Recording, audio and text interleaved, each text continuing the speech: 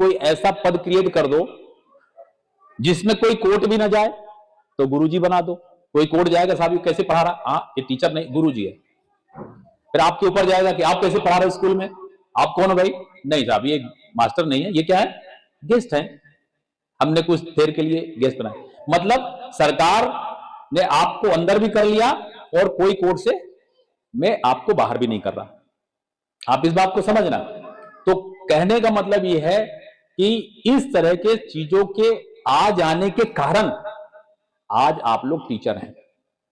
हो सकता है ये चीज नहीं आती, वो परीक्षाएं होती तो आधे से ज्यादा गेस्ट फैकल्टी वाले टीचर ना बन पाते, हो सकता है।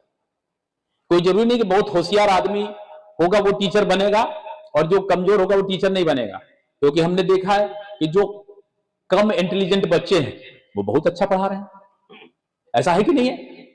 बहुत इंटेलिजेंट होने के बाद ही अच्छा पढ़ाएगा ऐसा कुछ जरूरी नहीं, शैली बहुत अच्छी हो एक बात। दूसरा, कई बार ऐसा होता है कि इस गांव में इंटीरियर का गांव है, बाहर का आदमी पढ़ाने को तैयार नहीं है उस छोटे से तनख्वाह पे, तो इसलिए गांव का ही कोई टीचर हो तो गांव में कोई अच्छा उच्च क्वालिटी वाला नहीं मिलता, तो फिर कम पढ़ा लिखा व्यक्ति भी उस स्कूल को चलाता है कि नहीं चलाता। इन सब चीजों की व्यवस्था को ध्यान में रखते हुए सरकार बीच बीच में ऐसे पद क्रिएट करके सरकार का काम और आपके काम को बनाती है। अब मान लो आप गेस्ट टीचर हो, ठीक है, अब गेस्ट टीचर हैं या गुरुजी हैं और जो मुख्य शिक्षक हैं जो आपके स्कूल के परमानेंट टीचर हैं, दोनों की सैलरी एक होगी, तो फिर सरकार के ऊपर फिर लगेगा दाग। इसलिए प्रक्रिया में हम नहीं हैं, हम योग्य हैं, प्रक्रिया में नहीं है, इसलिए थोड़ी सी दिक्कत रहती है। इसलिए सरकार ये प्रयास कर रही, गुरुजी के समय भी प्रयास किया है। मैं आपके लिए एक बार ज्ञापन में, मैं मुख्यमंत्री जो पूर्व मुख्यमंत्री हैं उसके लिए मैं जा चुका हूं, आप लोगों के लिए बात कर चुका हूं, पूरी चर्चा मेरी हो चुकी है। अतिथि विद्वान के लिए भी मैंने चर्चा की थी और अतिथि विद्वान का तो मैटर मैंने ही पूरा प्रयास करके उसको ठीक किया था, तो आपके लिए भी मैंने बातचीत की है। पर केवल दो जगह अड़चन जाती है, एक जीएडी और दूसरा फाइनेंस। फाइनेंस ये कह दे कि हमारे पास इतने टीचर रखने के लिए पैसा है, और जीएडी कह दे कि इनको टीचर रखने की प्रक्रिया इस तरह पूरी हो सकती है। वो प्रक्रिया कैसे पूरी हो सकती है? मान लो सरकार ने तय किया कि हमें अतिथि शिक्षकों को नौकरी देना है, तो कैसे देंगे? एक एग्जाम लेंगे, एग्जाम लेने के बाद प्रयास करेंगे कि अतिथि शिक्षक इतने साल इतने नंबर, इतने साल इतने नंबर, इतने साल इतने नंबर, ज्यादा नंबर दे दिया। अब कोई बहुत होशियार होगा तो कहां से पाएगा उतना नंबर? इसलिए सरकार को अंदर करने का एकमात्र उपाय होता है जीएडी की गाइडलाइन के अंदर आपको लाना और फिर अंदर ला करके आपको शिक्षक बनाना, यह प्रक्रिया है।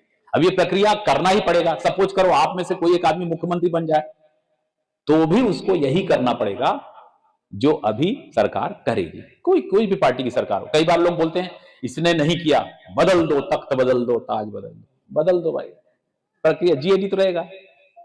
आप समझ गए? तो पढ़े लिखे लोगों को मूर्ख ना बनना चाहिए, ना कोई बना सकता। मैं थोड़ा शिक्षक हूं तो आपके बारे में बता देना उचित समझता हूं, इसलिए ये ध्यान रखिए कि आप तो सरकार से एक डिमांड रखिए, मैं भी बात करूंगा कि कोई भी सामान्य प्रशासन की प्रक्रिया अपना करके हम लोगों के नंबरों को छूट दे करके कोई परीक्षा लेकर के हमें शिक्षक का दर्जा दिलाया जाए, ऐसा आप लोगों की तरफ से मांग है।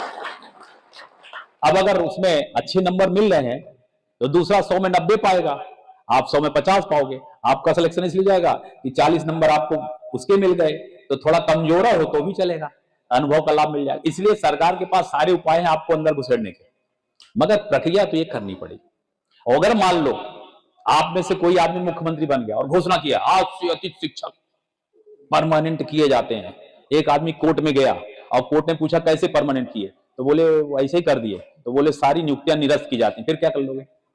तो बहुत ऐसा मत सोचो कि सरकार में कोई मुख्यमंत्री बना है तो कर ही देगा। उसके लिए एक रूल्स को एक्ट के तहत, उस डिपार्टमेंट के तहत उसको लाना पड़ता है, और उस लाने जैसे गुरुजी को सरकार ने अंदर किया था। अभी जो कॉलेज में प्रोफेसर हैं उनको भी इसी तरह किया गया था। तो मेरा कहने का मतलब यह है कि हताश और निराश बिल्कुल मत होइए, प्रक्रिया को अपना करके, इसमें तो सब चीजों का रिलैक्सेशन मिलता है, एज का तक रिलैक्सेशन मिलता है, उम्र का भी छूट मिलता है इसमें। इसलिए इस प्रक्रिया में आपको बातचीत करना चाहिए और उस बातचीत का प्रतिफल पूरा मिलेगा, ये मुझे पूरा भरोसा है। आप तो जैसे आज यहाँ मऊगंज जिले का कार्यक्रम किए, फिर आप रीवा जिले का करो, फिर आप अन्य जिलों का करो, सभी जिलों के माध्यम से ज्ञापन पहुंचाए, सभी जनप्रतिनिधियों के माध्यम से ज्ञापन पहुंचाए, ज्ञापन में आप इस बात का उल्लेख करिए। तो मुझे लगता है, आपने बोला कि मुख्यमंत्री जी ने घोषणा की थी, मुख्यमंत्री जी घोषणा जीएडी के अंदर ही करते हैं। कभी भी ये मत सोचिएगा कि कोई भी मुख्यमंत्री जीएडी के बाहर जाके घोषणा करेगा। वो बाहर जाके घोषणा तभी कर सकता है जब चुनाव चल रहा होगा। तो चुनाव घोषणा पत्र में कुछ भी लिख दो चलेगा, सूरज को नीचे ले आ देंगे, धरती को ऊपर कर देंगे, सब चलेगा, वो चुनावी घोषणा पत्र है। अब आप अकिलवान हो तो मान लो, नहीं मानते। मगर जब सरकारी गाइडलाइन में जब होता है, जब सरकारी गाइडलाइन में होता है, तब ये बात नहीं हो सकती। ठीक है, और इसलिए आप लोगों को भी सारे रूल्स और सारी चीजों की जानकारी प्राप्त कर लीजिए। नहीं होगा तो मैं भी बता दूं, कुछ मैं प्रयास कर लूंगा। आप 4-6 लोग आकर के कि जीएडी की कौन कौन सी गाइडलाइन के तहत अब तक कुछ नियुक्तियां हुई हैं, कैसे हुई हैं, उनको सबको हम साथ में रख करके और उसको रखते हैं। बस इतना जरूर ध्यान लिए कि कोई भी सरकारी नौकरी आज की तारीख में बिना किसी भी जीएडी की प्रशासनिक जो प्रक्रिया है, उस प्रक्रिया के किए बिना अगर वो नौकरी मिलती है तो कोर्ट उसको नौकरी करने नहीं देगा, सरकार से वो रिजेक्ट हो जाएगा। इसलिए आप भी सोचिए कि जब रिजेक्ट ही होना है तो क्यों ऐसा करना। अभी आप रिजेक्ट इसलिए नहीं होती कि सरकार बोलती नहीं साहब ये तो नौकरी कर नहीं रहे, क्या कर रहे हैं, गेस्ट हैं। आप समझ गए मेरी बात। इसलिए आपके ऊपर कोई चला भी जाएगा कोर्ट तो कुछ कर नहीं सकता।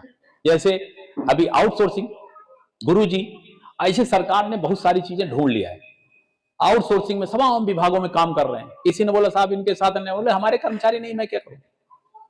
मीटर रीडर आउटसोर्सिंग से कोर्ट में लोग गए, सरकार ने बोल दिया कि साहब ये हमारे कर्मचारी नहीं। किसके कर्मचारी? फलाने कंपनी के हमने लिया है उधार।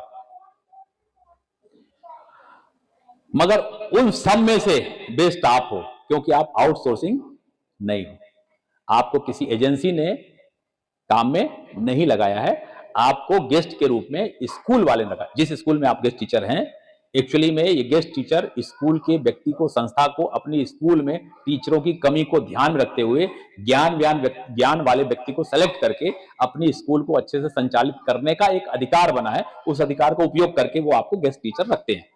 भले है ये शासन की तरफ से, मगर इसकी प्रक्रिया का अधिकारिता किसको बनाया है?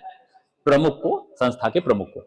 इसलिए आप लोग इसमें बिल्कुल भी हताश नहीं होइए, सब कुछ हो जाएगा।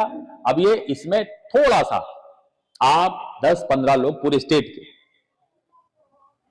के, मैं केवल यहीं का भर नहीं कर रहा हूं, पूरे स्टेट के 10-15 लोग बातचीत करिए, सभी लोगों को इससे जोड़िए। जितने भी आपके, जैसे आज आप 150 लोग यहाँ पे इकट्ठे हैं, और है यहाँ 700